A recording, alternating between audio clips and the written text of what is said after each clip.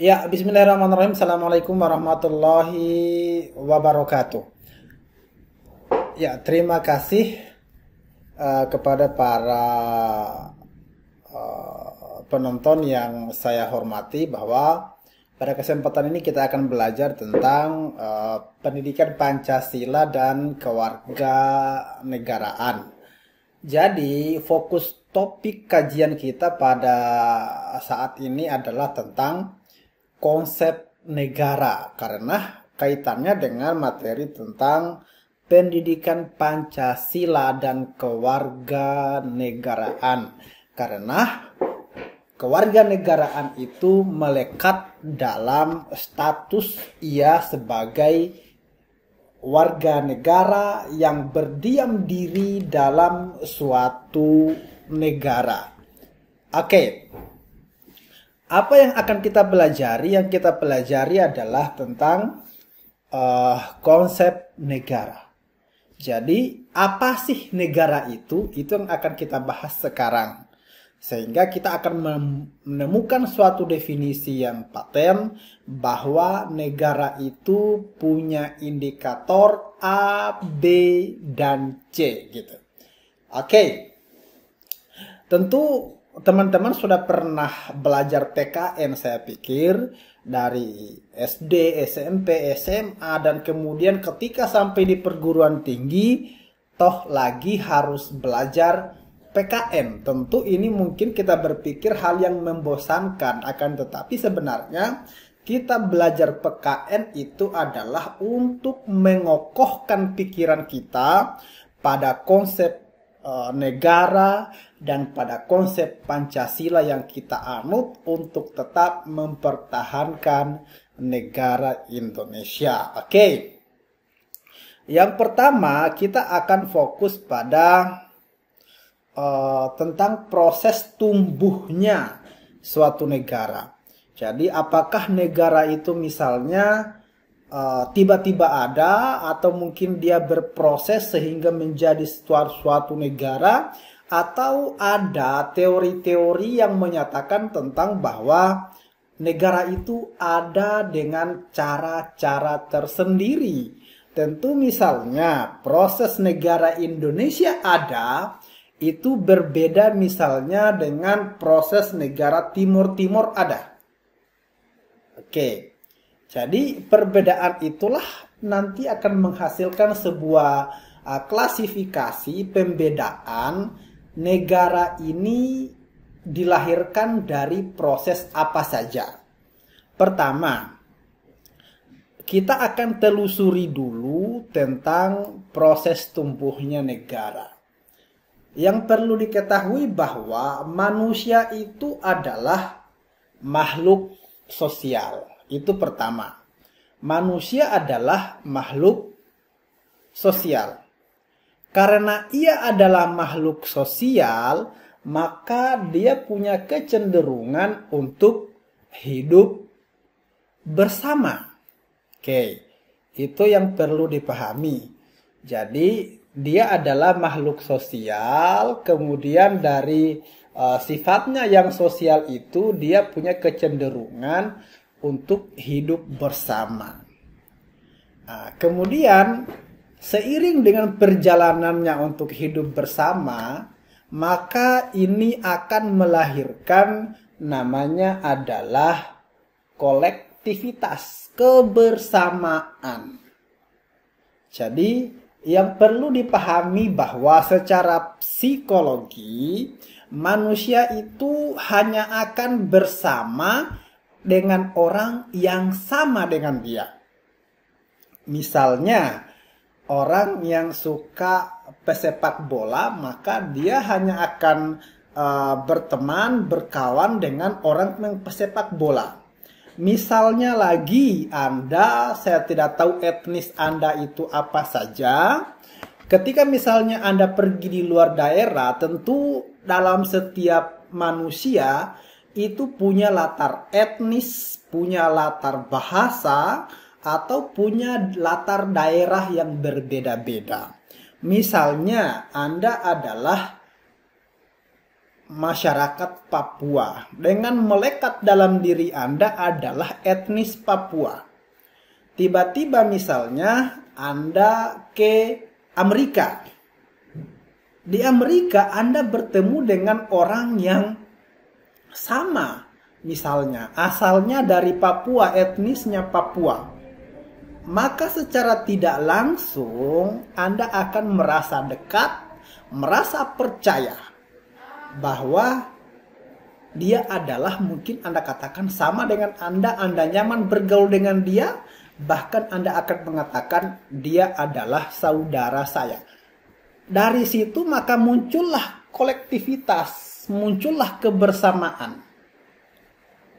Oke, maka muncullah kebersamaan. Dari kebersamaan itu, kemudian mereka akan mengadakan kelompok-kelompok.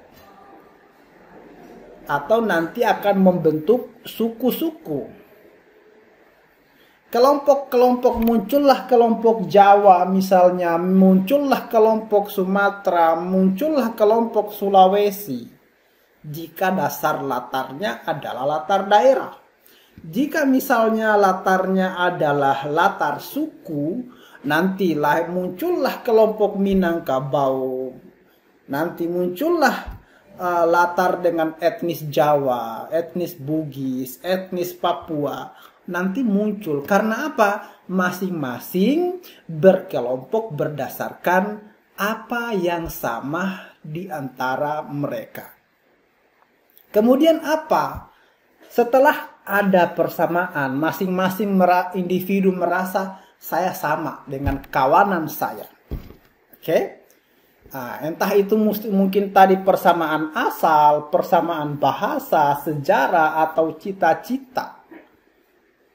Maka nanti dalam suatu daerah tertentu akan muncul ragam suku. Di Sulawesi misalnya ada banyak suku. Suku apa aja itu? Itu adalah suku-suku yang merasa mereka sama. Kalau yang berbeda maka mereka memisahkan diri. Sama halnya di Papua. Itu punya perbedaan. Ya, punya suku-suku. Kenapa sampai muncul banyak suku? Karena di situ ada perbedaan.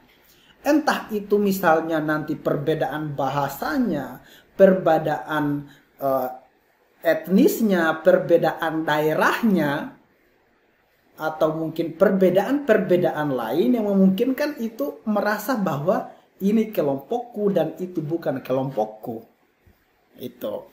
Kemudian setelah lahir beberapa bangsa tadi, maka akan namanya mengalami resultance, akan mengalami kesadaran.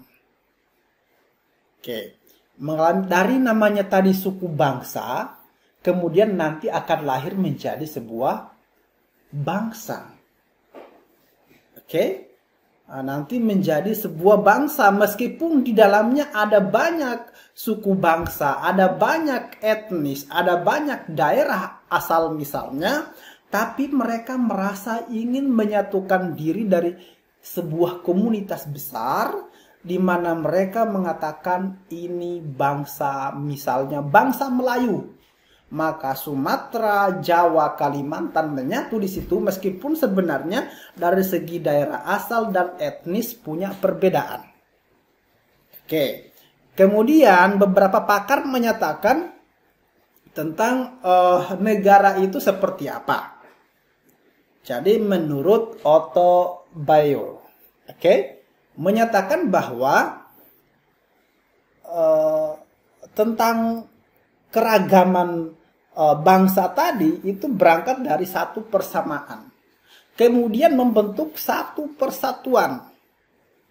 Entah nanti misalnya akan tumbuh karakter dan watak. Nanti juga misalnya muncul ada persatuan akibat dari sebuah proses pengalaman. Misalnya sama-sama berjuang, sama-sama menderita. Maka proses pengalaman itu membentuk kejiwaan manusianya untuk bisa menyatakan diri. Oke. Kemudian bahwa bangsa itu sebenarnya kalau masih menurut Otto Bayur tadi, bahwa tidak bisa dibentuk berdasarkan agama. Oke, atau tidak bisa dibentuk berdasarkan warna kulit. Meskipun dulu banyak negara-negara yang berdiri dengan standar warna kulit misalnya. Atau ada negara-negara yang sekarang yang berdiri di atas standar agama. Misalnya ini harus Islam, jadi negara itu semuanya harus Islam. Nggak ada yang bertahan sampai sekarang negara itu. Jadi beberapa negara atau mungkin semua negara yang ada itu berkembang dan konsisten tetap ada berdasarkan beberapa perbedaan yang ada di dalamnya. Jadi gitu. Kemudian kalau misalnya berangkat dari perkembangan, ya peradaban, bahwa manusia itu selalu berkembang akibat dari perkembangan pengetahuan, maka muncullah perkembangan peradaban. Maka sebenarnya ya bangsa itu memerlukan pemerintah. Pemerintah yang dimaksud adalah yang mengakomodir, yang mengelola, yang memimpin. Meskipun di zaman-zaman sebelumnya itu sebenarnya manusia sudah ada. Ketika ia mampu berkelompok, maka di situ harus ada proses kepemimpinan. Ya, kepemimpinan itulah yang dikatakan sebagai sebuah pemerintahan. Asal kata dari perintah.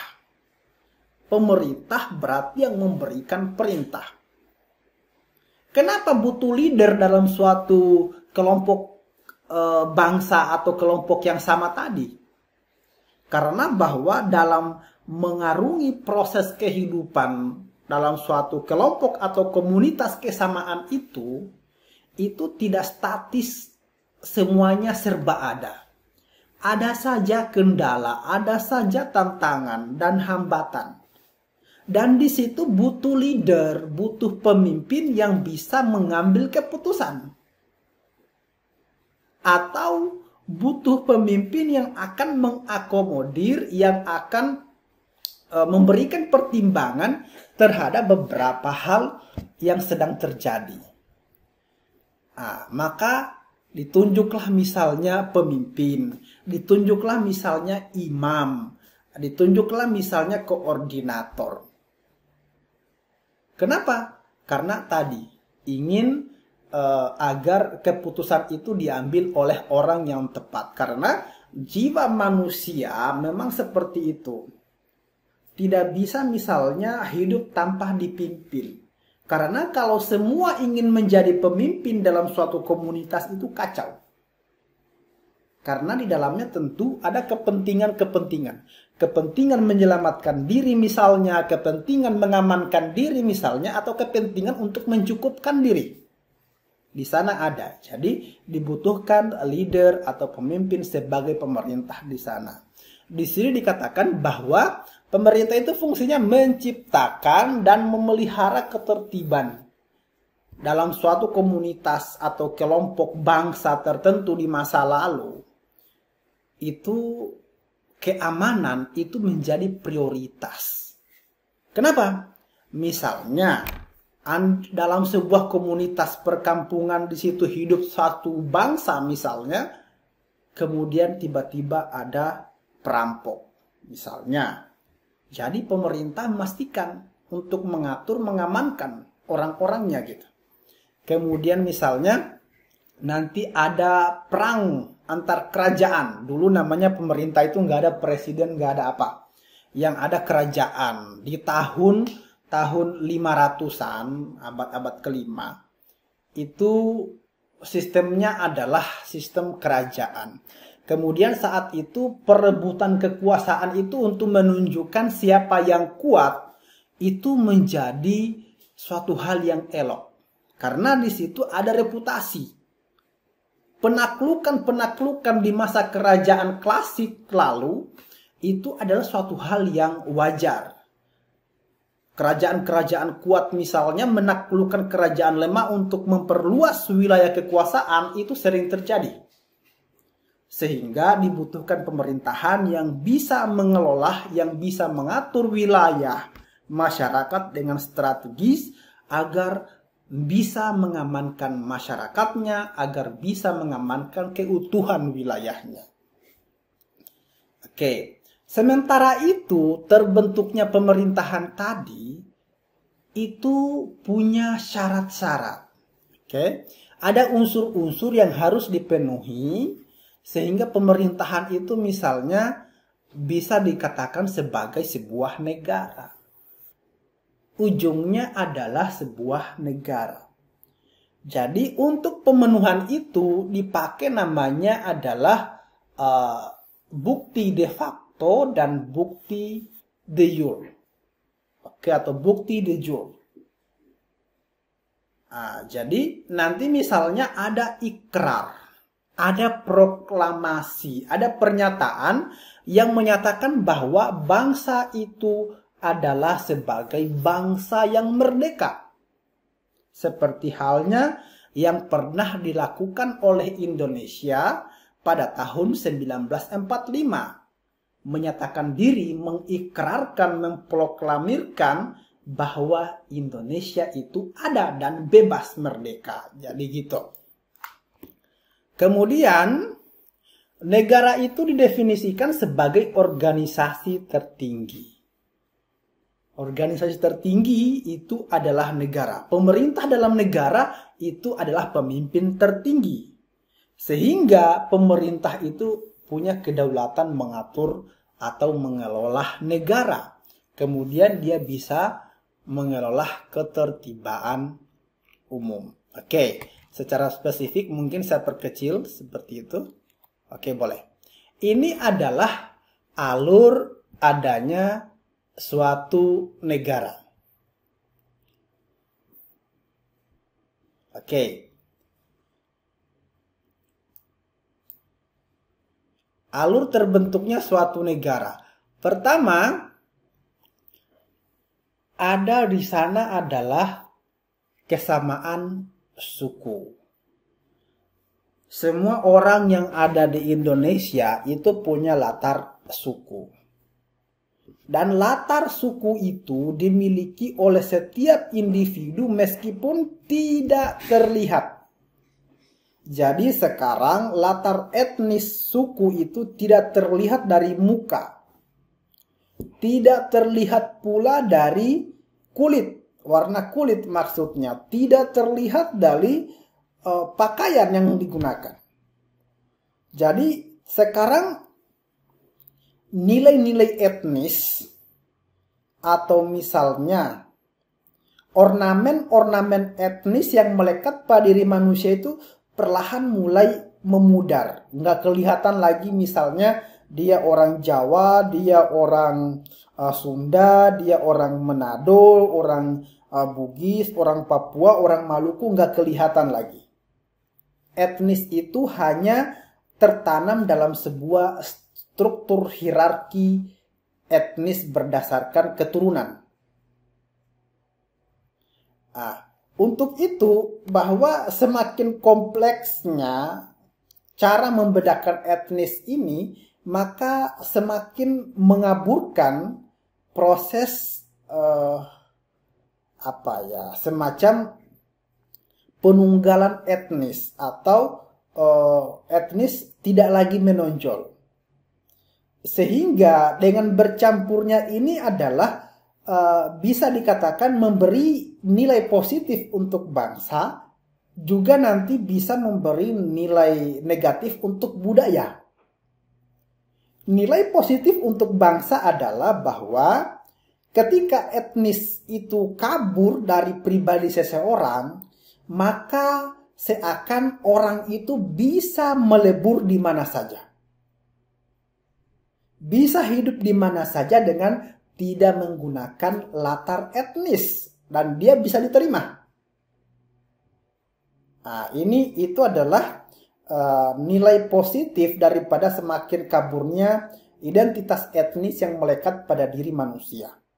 Kemudian nilai negatifnya adalah ornamen-ornamen budaya yang melekat dalam etnis itu juga semakin memudar. Sehingga nilai-nilai warisan leluhur berkaitan dengan budaya pakaian misalnya, budaya bahasa, itu juga semakin hilang. Jadi tadi bahwa untuk konteks kesatuan bangsa, keutuhan bangsa, maka dianggap kaburnya identitas etnis pada diri pribadi manusia itu adalah suatu hal yang berguna. Akan tetapi ketika itu ditinjau dari tinjauan budaya, maka ini akan menggusur nilai-nilai budaya yang melekat pada etnis tertentu. Jadi gitu. Karena sekali lagi bahwa untuk masa modern sekarang, mengidentifikasi etnis seseorang itu susah. Kecuali misalnya kita akan menemukan etnis yang masih melekat dalam penampilan. Misalnya etnis yang melekat pada rambut keriting, rambut lurus, rambut bergelombang. Sekarang mungkin masih bisa diidentifikasi, tapi tunggu saja. Semakin berkembang bangsa dan kemudian manusia juga semakin berkembang di mana sosialisasi itu tidak terbatas pada sekat-sekat regional, pada sekat-sekat daerah. Nanti misalnya orang Papua bisa nikah dengan orang Jawa, kemudian semuanya tersebar. Kemudian habis itu misalnya ada beberapa etnis tertentu yang ditandai dengan warna kulitnya misalnya, itu bisa melakukan proses regenerasi dalam genetik. Nanti juga etnis yang melekat dalam penampilan itu juga bisa mulai menghilang. Dan kemudian proses penyatuan itu akan semakin bagus karena orang tidak lagi berangkat dari kepentingan etnis. Oke. Kemudian ini katanya bahwa suku bangsa didasarkan dia memiliki sifat fisik yang sama. Oke. Ciri fisik yang sama itu dikaitkan dengan etnis atau suku tertentu. Kita pun misalnya bisa sadar diri. Etnis Bali, dari face recognition-nya, dari mukanya itu bisa dilihat misalnya, oh ini Bali. Dari face-nya misalnya ditahu, oh ini Jawa. Dari face-nya ditahu misalnya, oh ini Manado, Minahasa, gitu kan. Dari face-nya misalnya bisa dilihat, oh ini Buton. Atau mungkin kita dari face-nya pun kita bisa melihat bahwa oh ini etnis Papua. Jadi meskipun sekarang ini adalah masih ada, akan tetapi berkembangnya zaman, kemudian lunturnya sekat-sekat daerah, ini akan sudah mulai berkurang. Berikutnya, dari beragam suku bangsa tadi, kemudian punya persamaan sejarah. Mereka pernah berjuang bersama misalnya, menderita bersama, senang bersama. Kemudian juga punya kepentingan keamanan yang sama. Mereka ingin hidup dalam suatu daerah yang aman, damai, dan tentram. Maka kemudian mereka membentuk suatu bangsa. Bangsa ini terdiri banyak suku. Suku A, suku B, suku C. Oke? Jadi kumpulan dari banyak suku bangsa membentuk bangsa. Karena punya kepentingan yang sama. Ya, mari kita hidup bersama misalnya. Kemudian, karena adanya persekutuan hidup ini, maka mereka merasa satu. Mereka merasa bahwa ini satu kesatuan. Kita satu, kita bersaudara. Kita misalnya adalah Indonesia. Sehingga dari kesatuan itu mereka merasa kita ini harus ada yang kelola. Harus ada yang pimpin. Kita harus diakui. Sehingga nanti tidak ada penaklukan-penaklukan. Tidak ada peperangan-peperangan karena kita juga diakui sebagai sebuah negara misalnya. Atau hak-hak kita juga sama dengan manusia yang lain yang ada di belahan bumi sebelahnya. Kemudian setelah mereka merasakan itu bahwa kita bisa bersatu, kita bisa memprioritaskan keamanan, kenyamanan, bahkan peningkatan kondisi manusianya, maka mereka menyatakan diri bergabung menjadi sebuah negara. Negara inilah yang dikatakan sebagai organisasi tertinggi dalam suatu masyarakat. Itu adalah negara. Tentunya dia memiliki cita-cita, kemudian mereka ingin hidup bersama, mendiami suatu daerah, kemudian mereka punya pemerintahan yang berdaulat, yang diakui, kemudian pemerintahan itu diberikan kepercayaan untuk mengatur. Ya, pemerintahan itu diberikan kepercayaan untuk diikuti. Itulah negara. Oke, mudah-mudahan untuk itu bisa dipahami. Kemudian berikutnya adalah teori-teori tentang terbentuknya negara. Jadi kita akan lihat beberapa pendapat ahli mengenai negara ini. Oke, dilihat dari proses terbentuknya. Oke, jadi seperti itu. Dilihat dari proses terbentuknya. Pertama misalnya, perlu dipahami bahwa ada empat teori yang menyatakan bahwa sebuah negara itu nanti punya batasan-batasan. Oke, misalnya pertama adalah tentang riwayat pembentukan. Kemudian yang kedua adalah berdasarkan kenyataan apa yang terjadi di lapangan. Kemudian yang ketiga adalah berdasarkan teori terbentuknya. Atau mungkin bisa juga digunakan pendekatan teori riwayat pertumbuhannya. Atau mungkin beberapa teori lain yang menyatakan tentang kenapa sampai suatu negara itu bisa ada. Oke. Pertama ada namanya teori tentang hukum alam. Oke. Ada teori yang menyatakan bahwa suatu negara itu terjadi atau ada karena memang itu adalah bagian dari hukum alam. Nggak bisa dibantah. Tuhan yang tunjukkan misalnya. Tuhan yang berikan. Jadi harus dikelola. Ini teori yang menyatakan bahwa negara itu terbentuk akibat dari takdir Tuhan gitu. Jadi dia mengatakan di sini bahwa terjadinya suatu negara itu merupakan suatu yang alami. Oke. Jadi negara itu terjadi adalah akibat dari suatu hal yang alami. Negara terjadi secara alamiah dengan bersumber dari manusia sebagai makhluk sosial, ya, yang memiliki kecenderungan berkumpul, saling berhubungan untuk mencapai hidupnya. Jadi dianggap bahwa manusia ingin bernegara itu adalah kodrat. Jadi gitu. Manusia ingin bernegara dikatakan itu adalah kodrat. Jadi karena kodrat ini, urusan manusia terhadap negara adalah hanya urusan pasrah. Teori-teori yang mengungkapkan ini pernah diungkapkan oleh Plato, kemudian Aristoteles. Sehingga kalau menurut Plato bahwa negara itu adalah suatu keluarga besar.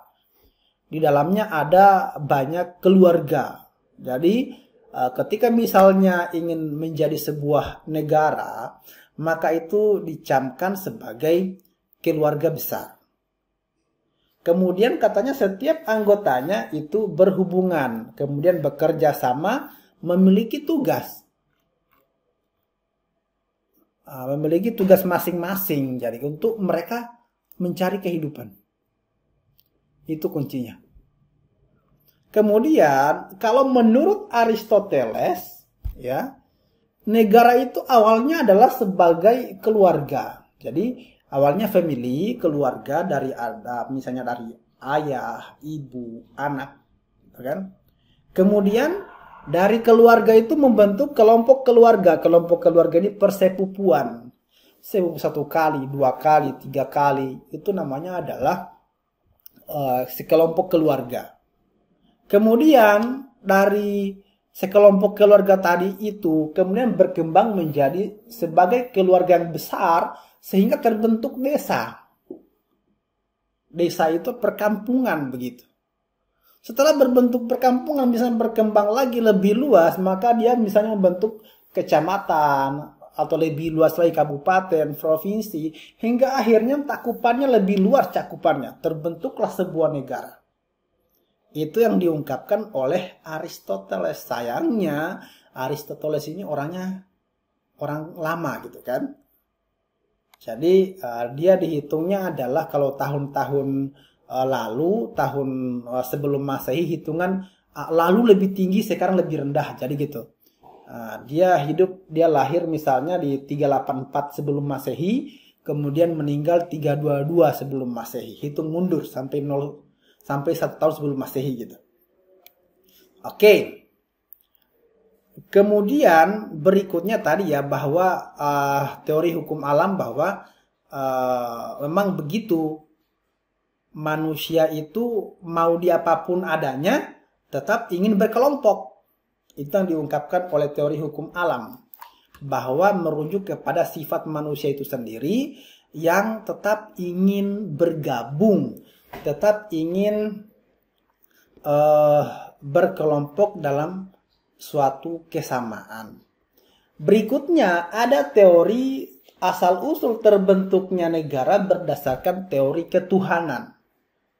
Atau dalam bahasa kerennya di masa modern ini disebut dengan teori teokrasi, yang mengkaitkan atau menghubungkan negara dengan aspek ketuhanan. Jadi teori ini sebenarnya dikatakan sebagai teori doktrin teokrasi, bahwa semuanya campur tangan Tuhan. Jadi ini teori ini dipakai untuk membenarkan kekuasaan raja. Dulu sebelum ada presiden apa semua ini, itu suatu bangsa Romawi, bangsa Persia misalnya, itu dikuasai oleh raja, pemimpinnya adalah raja. Sehingga raja ini dianggap sebagai ini adalah penguasa tertinggi di alam nyata. Dan kemudian mereka berkeyakinan raja itu bertahta karena kehendak Tuhan. Raja itu berkuasa karena Tuhan memberkati gitu kan, karena Tuhan memberikan kuasa. Itu yang menjadi kepercayaan di masa lalu. Sehingga para penganut teori teokrasi ini mengatakan bahwa raja itu adalah sebuah perpanjang tanganan Tuhan. Sehingga raja berhak mengambil keputusan A, B, C. Kemudian meskipun lalu-lalu bahwa suatu bangsa itu menyembah Tuhan berdasarkan keyakinan rajanya. Jadi gitu. Nanti misalnya ada yang menyembah api, ada yang menyembah matahari dulu. Ya. Itu dianggap suatu hal yang lumrah karena kerajaan itu adalah titisan Tuhan. Pemberian Tuhan, tadi gitu. Kekuasaan dan hak-hak raja untuk memerintah atau bertahta itu berasal dari Tuhan. Jadi Tuhan menurut kepercayaan doktrin ini itu sudah memberikan wewenang kepada raja untuk bisa mengelola kerajaan. Namanya raja berarti punya masyarakat, punya pengikut. Pelanggaran terhadap kekuasaan raja merupakan pelanggaran terhadap kekuasaan Tuhan. Jadi dulu raja itu dianggap perpanjang tanganan Tuhan. Kalau misalnya raja bilang salah, maka mereka beranggapan itu salah di mata Tuhan. Jadi itu adalah beberapa doktrin yang berkaitan dengan teokrasi pemerintahan. Raja atau mungkin pemimpin-pemimpin negara itu bertanggung jawabnya kepada Tuhan. Tuhan yang seperti apa misalnya tergantung pada pemahaman dan prinsip masyarakat lokal itu. Apakah misalnya Tuhannya adalah Tuhan yang esa, misalnya Tuhan yang benar, atau mungkin misalnya Tuhannya adalah Tuhan didasarkan pada Tuhan berbasis penyembahan nyata. Oke. Kemudian berikutnya, teori terbentuknya negara ada yang disebut dengan teori perjanjian atau perjanjian masyarakat. Ini juga ada. Oke, bahwa teori ini memisahkan ya, dipisahkan dalam dua zaman. Manusia dibagi dalam dua zaman. Ada zaman sebelum ada negara dan zaman setelah ada negara. Jadi sebelumnya misalnya ada keadaan tidak bernegara disebut dengan keadaan alami. Jadi dulu-dulu ada masyarakat yang tidak bernegara, tidak sempat mengikuti kegiatan negara misalnya, maka itu disebut sebagai sebuah keadaan alamiah. Di sini juga ya, individu itu dikatakan hidup tanpa organisasi. Kemudian dia juga hidup tanpa pimpinan. Itu suatu hal yang kacau balau tentunya. Kemudian hidup tanpa hukum, hidup tanpa negara gitu. Ini namanya zaman pranegara. Di mana manusia saat itu berlaku namanya hukum rimba. Siapa yang kuat itu yang berkuasa. Ini menjadi tantangan pada pengembangan negara berikutnya. Kemudian keadaan alami ini kemudian itu diakhiri ya dengan mengadakan perjanjian bersama. Dengan mengadakan perjanjian bersama, misalnya dibentuklah negara melalui perjanjian di mana individu-individu merupakan pesertanya. Jadi misalnya setelah tadi dalam keadaan yang tidak teratur, tidak tahu dia masuk di negara A, B, C, kemudian habis itu diadakan perjanjian, bagaimana misalnya kalau kita membentuk suatu negara misalnya, atau mungkin kita sepakat berpisah dari negara yang berbeda misalnya, itulah disebut dengan teori munculnya negara didasarkan pada teori perjanjian. Jadi ada negara berdaulat ya, yang fungsinya adalah melindungi dan menjamin kehidupan masyarakatnya. Jadi berkaitan dengan perjanjian munculnya suatu negara ini disebut dengan kontrak sosial. Banyak orang-orang yang menganut atau mempercayai teori negara berdasarkan ini seperti Plato, Aristoteles, kemudian Thomas Hobbes, John Locke, dan Rousseau. Jadi mereka ini mengatakan bahwa negara itu bisa muncul akibat dari sebuah perjanjian, kesepakatan bersama. Misalnya nanti ada namanya nanti negara, ada negara pembagian nanti. Itu negara yang hasil dari sebuah perjanjian kita pisah membentuk negara baru. Bisa. Seperti halnya misalnya yang pernah terjadi di Timur gitu. Oke. Berikutnya ada namanya negara terbentuk melalui teori kekuasaan atau teori kekuatan. Jadi terbentuknya suatu negara misalnya akibat dari gitu. Negara timbul karena orang-orang kuat menaklukkan orang-orang lemah. Ini namanya teori kekuasaan atau teori kekuatan. Negara muncul didasarkan pada itu. Untuk dapat menguasai orang yang lemah, maka didirikanlah sebuah organisasi, yaitu negara. Jadi negara datang untuk menguasai. Sebenarnya lebih halusnya bahasanya adalah negara datang untuk mengakomodir. Jadi gitu, negara datang untuk mengakomodir. Nah, atau di sini dikatakan negara datang itu untuk menundukkan atau menguasai yang lemah. Teori ini adalah dikemukakan oleh Karl Marx, dan teman-temannya mengatakan bahwa negara itu bisa terbentuk akibat dari sebuah penjajahan. Penjajahan yang berbentuk terbentuk dalam proses yang lama, sehingga nanti yang saingannya atau yang dijajah lemah dan tidak punya kekuatan melawan, maka muncullah daerah itu menjadi sebuah negara. Entah itu misalnya negara kolonial yang hasil koloni ya, negara hasil penjajahan, atau mungkin negara hasil penyerahan. Jadi gitu.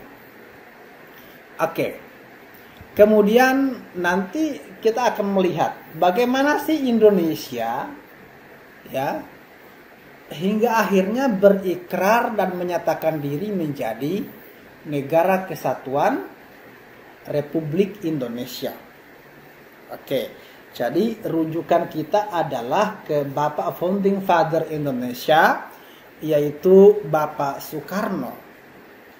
Dikatakan bahwa bangsa itu adalah suatu persamaan. Bahwa kita mereduksi, kita menghilangkan, merendahkan sedikit perbedaan dan memperkuat, meninggikan aspek persamaan, itu adalah nantinya akan terbentuk sebuah bangsa. Atau mungkin nanti hasil dari persatuan karakter, persatuan watak, atau mungkin tumbuh karena persatuan pengalaman. Seperti Indonesia, banyak suku, banyak bangsa, banyak bahasa. Kemudian karena pengalamannya sama, berjuang dalam penjajahan yang sama, maka kemudian muncul dalam kelompok-kelompok itu semangat kebangsaan bersatu. Jadi gitu. Soekarno juga menambahkan bahwa seperti misalnya ada konsep tentang tanah air gitu. Tanah air itu kalau menurut Soekarno itu tempat di mana orang memiliki kehendak untuk bersatu, merasa senasib dan sepenanggungan. Bahwa sebenarnya yang mendorong prinsip atau suatu kemerdekaan itu ada karena ada rasa senasib dan sepenanggungan, satu penderitaan. Namanya orang kalau menderita pasti punya ikhtiar, pasti punya usaha. Bagaimana ia bebas, bagaimana ia bisa bernapas dengan lega, hidup aman dan tentram. Karena akibat dari penjajahan yang tidak ada ujungnya, kemudian masing-masing orang merasa bahwa ini harus dihentikan. Ketika perasaan itu muncul di semua masyarakat Indonesia, maka saat itulah muncul semangat-semangat kebangsaan. Bahwa awalnya Indonesia itu adalah perjuangannya perjuangan golongan. Ada misalnya perjuangan golongan priai. Juga berasal dari perjuangan-perjuangan agama. Pernah. Berasal dari perjuangan-perjuangan etnis. Pernah. Akan tetapi, bisakah kita melihat apakah berhasil perjuangan berbasis lokalitas itu? Ternyata tidak. Yang membuat Indonesia merdeka dan bersatu adalah prinsip kesamaan dan semangat nasionalisme yang sama. Jadi seperti itu. Dikatakan oleh Soekarno, bangsa Indonesia itu adalah bukan sekedar golongan orang-orang saja tertentu. Akan tetapi dari orang-orang itu muncul semangat. Seperti dikatakan, seperti bukan hanya Minangkabau, bukan hanya Jogja, Sunda atau Bugis. Akan tetapi bangsa Indonesia itu adalah seluruh manusia yang menurut geopolitik itu berkaitan dengan politik kewilayahan yang ditentukan oleh Allah Subhanahu wa taala, tinggal di kesatuannya, kemudian tersebar di pulau-pulau Indonesia dari ujung utara Sumatera sampai Irian misalnya, seluruhnya dari Sabang sampai Merauke, Miangas sampai Rote, itu kemudian seluruhnya merasa saya Indonesia, termasuk Anda misalnya gitu. Oke. Kemudian konsepsi negara terbentuk oleh pengalaman empiris. Bahwa ternyata tadi saya katakan perlawanan kesukuan itu sifatnya tidak membuahkan hasil. Sehingga lahirlah perlawanan ditempuh melalui jalur pendidikan di Indonesia.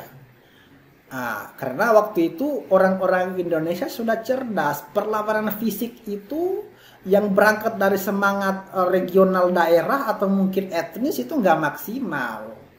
Kemudian mereka mulai merubah haluan pergerakan. Dibentuklah namanya beberapa hal yang berkaitan dengan wadah-wadah pendidikan.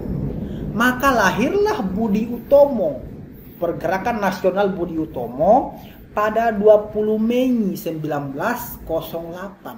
Kurang lebih sekitaran 37 tahun sebelum proklamir kemerdekaan, Budi Utomo sudah disiapkan untuk itu. Dalam proses memberikan edukasi kepada masyarakat bahwa kita harus merubah strategi perjuangan. Jadi gitu. Kemudian 20 Mei 1908 itu setiap tanggal 20 Mei sekarang diperingati sebagai Hari Kebangsaan. Sebenarnya itu adalah hari lahir dari Budi Utomo. Sehingga dikatakan Budi Utomo itu adalah organisasi modern ya, pertama yang membangkitkan kesadaran bangsa. Sehingga dari Budi Utomo ini menjadi inspirasi tumbuh kembangnya organisasi pergerakan kemerdekaan lain. Seperti lahirlah Jong Java, lahirlah Jong Batak, lahirlah Jong Sumatera, lahirlah Jong Minahasa, Jong Celebes, Jong Borneo, dan Jong Ambon. Semua mengikrarkan diri punya semangat yang sama untuk berjuang di daerah masing-masing, tapi punya semangat yang sama. Kemudian organisasi pergerakan kemerdekaan meleburkan diri dalam suatu organisasi namanya adalah PPPI, Perhimpunan Pelajar Indonesia, yang diikrarkan pada tahun 1922. Ya, 23 tahun sebelum kemerdekaan Indonesia. Kesadaran yang telah dibentuk oleh Budi Utomo ini selanjutnya dipertegas dalam Kongres Pemuda II. Oke. Dalam Kongres Pemuda II oleh Perhimpunan Pelajar Indonesia. Dalam kongres ini semua elemen kekuatan pemuda itu dari segala penjuru Indonesia, ya, termasuk dalamnya adalah pemuda Tionghoa, itu kemudian mengikrarkan diri pada 28 Oktober 1928. Tadi diikrarkan oleh PPPI, Perhimpunan Pelajar Indonesia, yang diikrarkan di Jalan Keramat 106 Jakarta.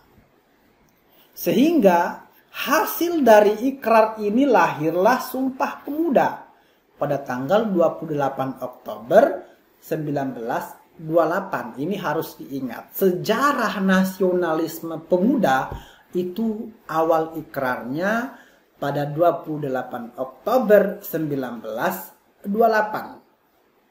Sumpah Pemuda gimana? Saya pikir teman-teman pernah belajar di SMA atau di SMP tentang Sumpah Pemuda.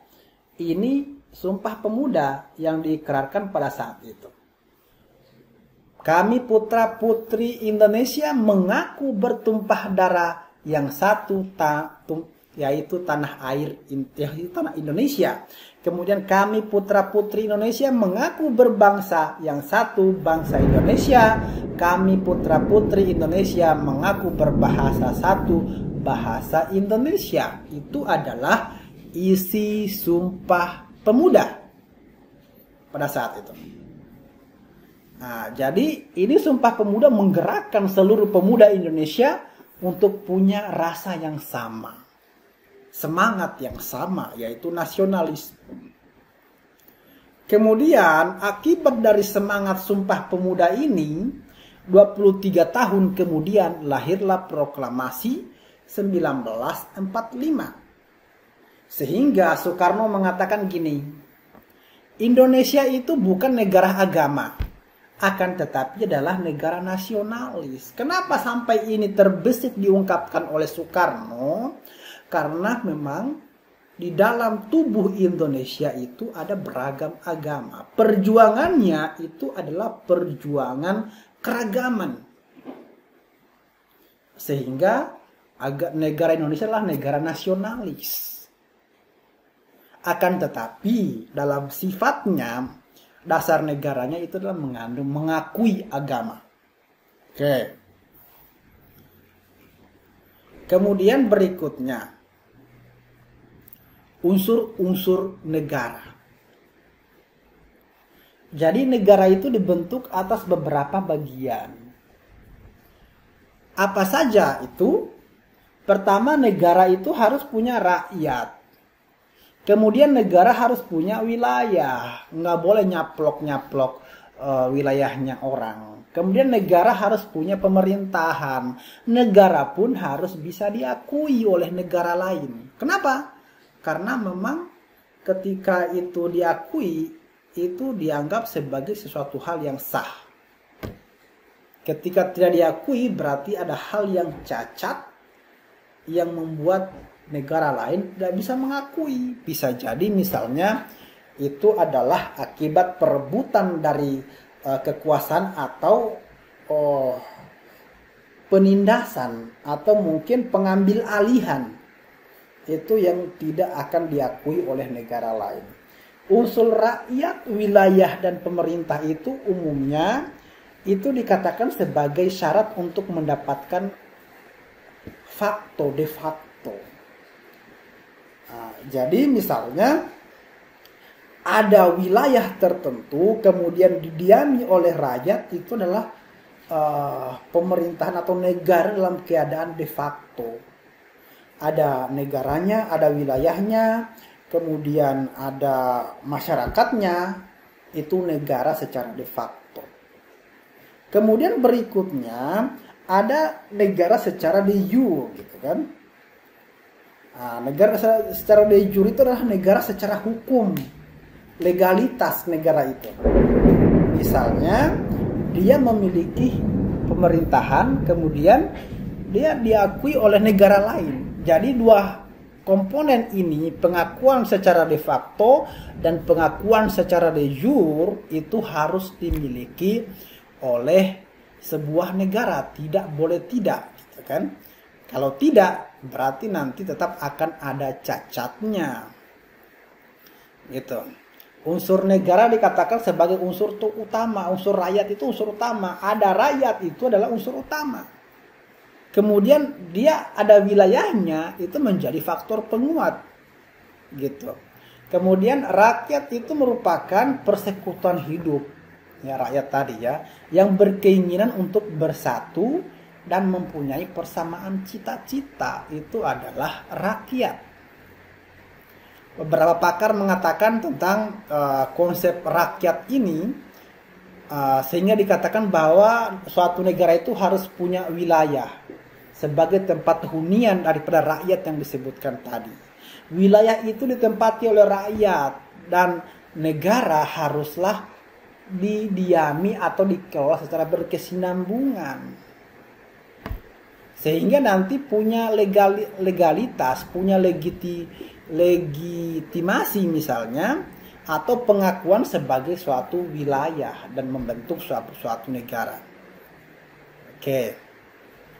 Nanti misalnya wilayah itu nanti banyak cakupannya. Yaitu nanti misalnya ada wilayah perairan meliputi laut dan sungai, ada wilayah udara misalnya, kemudian ada wilayah darat. Wilayah darat itu seluruh permukaan tanah yang ada di atas perairan itu adalah wilayah darat. Wilayah perairan itu adalah ruang perairan yang berada pada pedalaman atau laut teritori. Baik itu zona tambahan misalnya maupun zona ekonomi eksklusif suatu negara atau ZEE gitu kan. Nah, sementara wilayah udara itu adalah wilayah yang ada di atas permukaan daratan atau di atas permukaan perairan. Sejauh 110 km dari permukaan daratan atau perairan suatu negara. 110 km misalnya di laut itu masih wilayah laut. Kemudian di atas itu, di atas 110 km laut itu adalah masih milik daerah itu, wilayah itu gitu. Kemudian ada wilayah antariksa, wilayah kedap suara yang dimiliki oleh satu negara. Oke. Nah, sampai dengan ketinggian 33.761 km. Jadi ada wilayah antariksa di mana negara itu atau wilayah itu punya wewenang misalnya untuk mengorbitkan satelit di atas ruang angkasanya. Dia bebas karena itu masih masuk dalam cakupan wilayah antariksanya. Oke, kemudian berikutnya negara itu memerlukan kekuasaan dan pemerintahan. Jadi pemerintahan itu mewakili negara menjalankan kekuasaan untuk mencapai tujuan negara.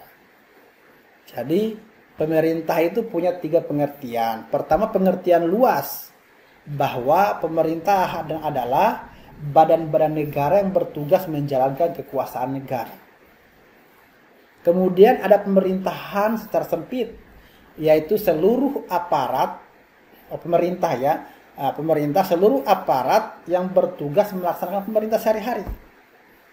Itu adalah pemerintah dalam arti sempit. Ada pemerintah dalam arti lebih sempit lagi, yaitu penanggung jawab tertinggi pelaksana pemerintahan sehari-hari. Lurah atau apalah itu. Oke. Kemudian unsur-unsur negara Republik Indonesia. Nah, jadi ada namanya hukum internasional yang mengatur tentang konsep negara. Nanti dicari sendiri petanya ya. Pertama, tentang wilayah Indonesia. Oke.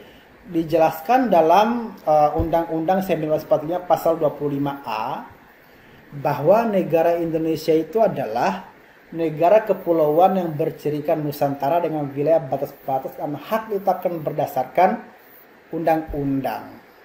Oke. Dalam konferensi meja bundar tahun 1949 dikatakan bahwa seluruh daerah bekas jajahan Hindia Belanda sedang batas-batasnya ditentukan dengan perjanjian atas negara baik yang diadakan sebelum maupun sesudah merdeka, itulah wilayah Indonesia. Nah, jadi wilayah Indonesia itu seperti ini. Pertama, dia punya wilayah darat.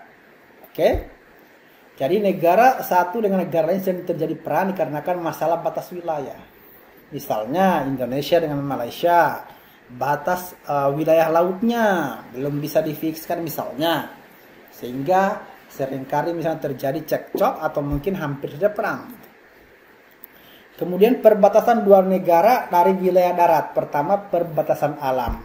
Di sana ada sungai, ada danau, ada pegunungan, misalnya ada lembah. Bisa jadi itu menjadi batas daripada sebuah negara. Kemudian ada pembatas buatan. Jadi dibuatlah tembok setinggi-tingginya sebagai batas negara. Misalnya ada tembok, pagar, kawat, berduri, dan sebagainya. Kemudian ada pembatasan menurut ulu pasti, itu dengan menggunakan garis lintang atau bujur peta bumi. Jadi dengan menggunakan garis lintang bisa digambar, oh ini batasnya, ini batasnya. Oke, itu wilayah darat. Berikutnya ada wilayah laut. Oke, wilayah laut itu adalah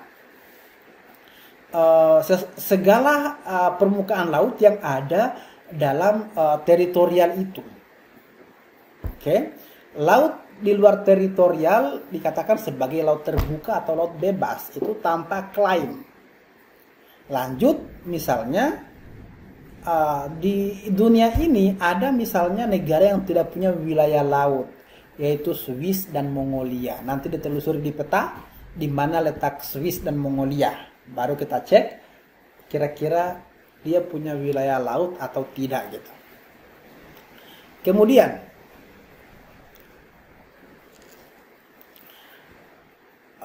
pada umumnya untuk Indonesia itu adalah wilayah laut teritorial 3 mil laut diukur dari permukaan, dari garis pantai.